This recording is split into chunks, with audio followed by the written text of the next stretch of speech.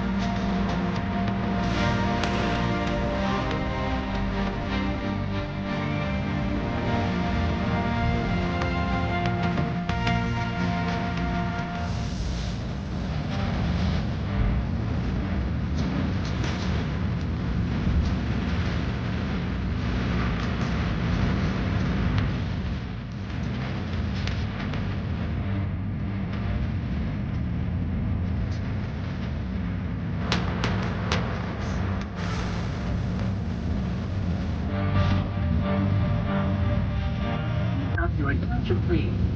We will demonstrate the use of the safety equipment and procedures of this aircraft. Pesawat ini memiliki 4 pintu darurat, 2 di sebelah kanan dan 2 di sebelah kiri. This aircraft has 4 exit doors, 2 on the right and 2 on the left.